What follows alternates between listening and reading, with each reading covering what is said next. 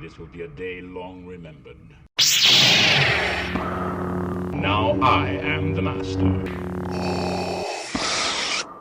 Welcome to another episode of Legends and Theories, and I honestly kind of forgot this was coming out, and I was going to record this a little earlier, but I was logged out of my workout to figure out the password and everything.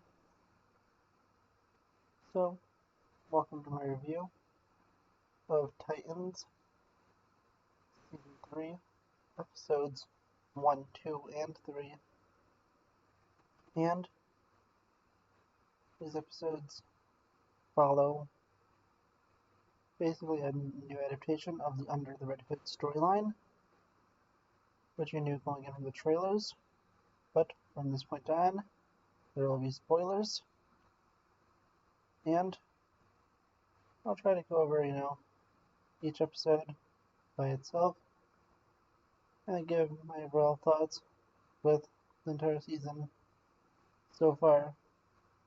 And I think that overall episode 1 was very intriguing. It definitely had an interesting setup, and I could not wait to see what was going to happen next. And after that, we continue on and see more. Definitely, get more entry in episode 2, and episode 3 is definitely making it great with a nice twist to end the episode. But I think episode 1, you knew what was happening at the beginning. I was so excited because, of course, you know what happens when Jason Todd goes to solo the Joker, and it never turns out good, but I really do like the twist that's going on here, which I'll discuss when we get to really episode 3.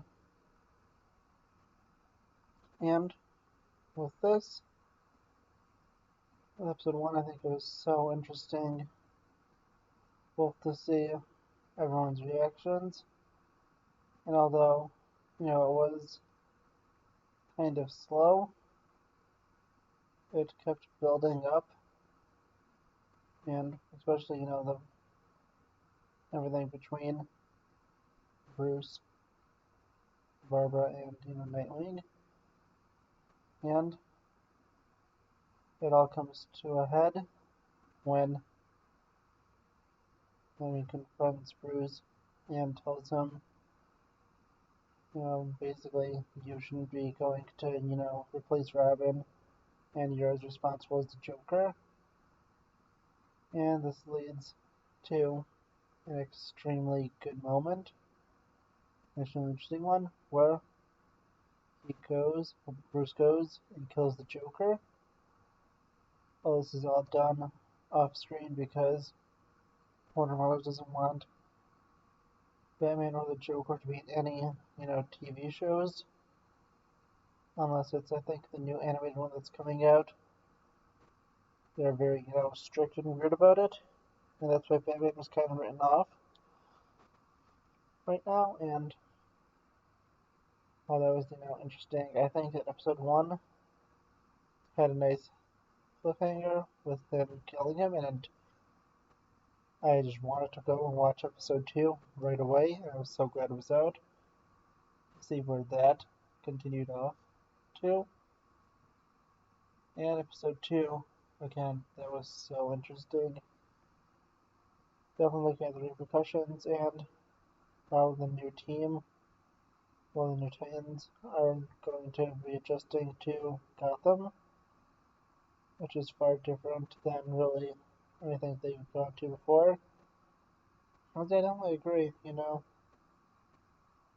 there's, different cities, but Gotham is so much worse, especially, compared to a real life city. I mean, no matter how bad crime is in real life San Francisco, I'm not fully sure. I don't want to make this sound bad to anyone, but Gotham's probably 100 times worse Honestly, it's probably worse than anywhere that exists in the actual US today because of how bad crime is there. And now there's a power vacuum with everyone knowing that Batman is gone and the Titans have to fill it. But of course, Jason Todd, who is Red Hood, and if you don't know that, and you didn't either watch the episode or don't know DC lore, since that is a pretty well-known fact now. And I'm glad they didn't go stringing us along for a mystery through this entire season and told us in episode 2, to anyone who didn't know who he was, since this is just, such a wide known fact. Is unlike kind of the Winter Soldier. Winter Soldier wasn't too popular of a character before all of this, before, his first official appearance in the MCU. Although some comic fans did know the identity, it definitely wasn't. And anyone who'd want to watch the YouTube channels, which I'm guessing wasn't as popular at the time. I wasn't really doing it, but I'm guessing, many of those weren't doing it as much. But with it, we learn, that's about Winter Soldier, and we're going back to this. With this, I think basically everyone going in knew Jason was becoming Red Hood, and I'm glad they just, went straight out and said, yeah, he's Red Hood. Honestly, I don't remember what the cliffhanger to episode 2 was, or if there even was one. I think it was just the fact that Jason was alive. That's maybe the reason that I was thinking of it, but I definitely wanted to continue on, and we go to episode 3, which although I think episode 1 was my favorite so far, episode 3 was really good with the tension, and the majority of this episode deals with Hank having a bomb strapped to his chest, and it's like, put into his heart basically, and there was no way for him to be able to disable it, or anyone to disable it without killing him. And one thing I was wondering, I know I might have missed this, was couldn't they kill him, as in, stopping his heart, so then the device wouldn't explode and remain at them down to beats at that moment? But I don't know, maybe that was accounted for, and maybe I just missed that, and maybe they did explain it, and I think that might have been a way for him to do it, but I may have made a mistake. But really interesting with that. That episode mainly deals with them, going over this, and some interesting stuff, like them starting to adjust to being in Wayne Manor. But also, we get to something that was extremely dark with Dawn or Dove going and, basically going to confront Jason, who we learn in this episode has basically manipulated everything. He didn't actually Publicis die. He actually planned this all out. He wanted the Joker to nearly kill him. Who knows, maybe even had the Joker in on it to make Batman lose. And because if you think about the Joker, he completely gave up. And although they did have good reasoning, but he was basically doing the same thing he did after he not only paralyzed Barbara Gordon, but it seems like in this continuity, also it's, just really weird angle shots, made her have to have one of her legs amputated. And that is, extremely dark. But Honestly, I think that the Joker, and this literally just popped into my head while recording this, may have been, in with Jason seeing a way to ultimately win against Batman. But either way, I think honestly that'd be a fun twist to be at the end. But we're gonna go back and Jason's manipulations are great. He's definitely ruthless now, and one of the most interesting parts is how the episode ends with Dawn shooting Jason. As he said, that was what would save Hank, but it actually turns out the gun wasn't actually loaded and it wasn't a gun at all. It was a detonator to Hank's device, which makes it even more tragic since Superboy was seconds away from curing, well, disabling the device, and that just makes things, when you think of it, just 10 times worse that she just killed the person that she loves, and I just loved that so much. And just looking at a few other things, I think it was definitely interesting to see how so many, Batman characters died, but, it was kind of explained.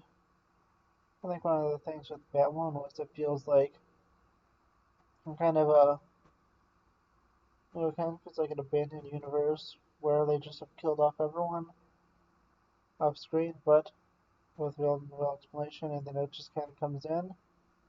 Characters like Lucius Fox, where people just disappear.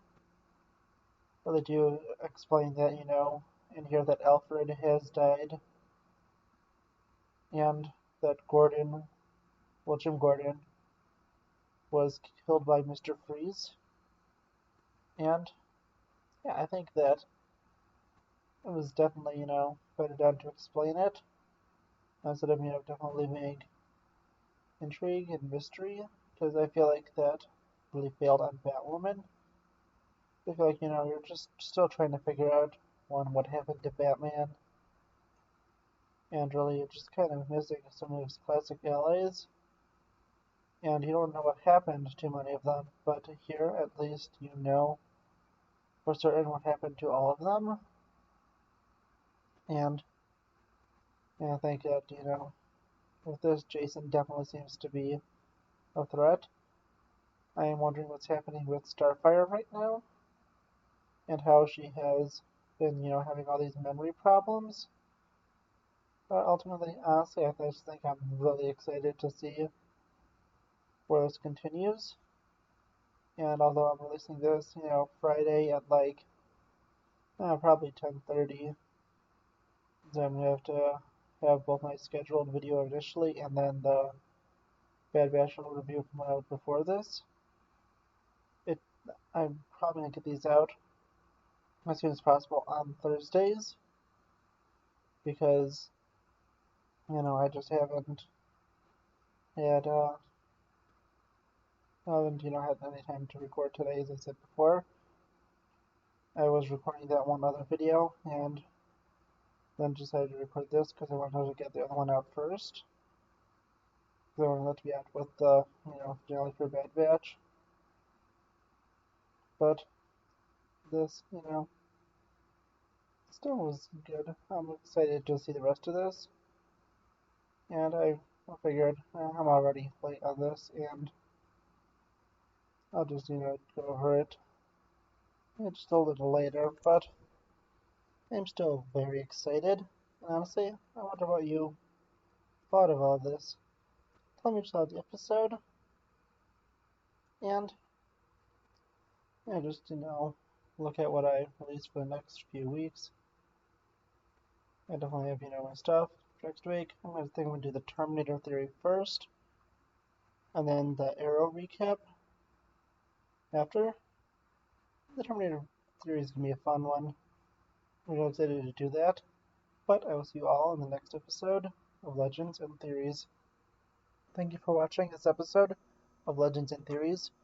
Please subscribe, like the video, share the video, leave a comment, check out the video on screen, and may the Force be with you.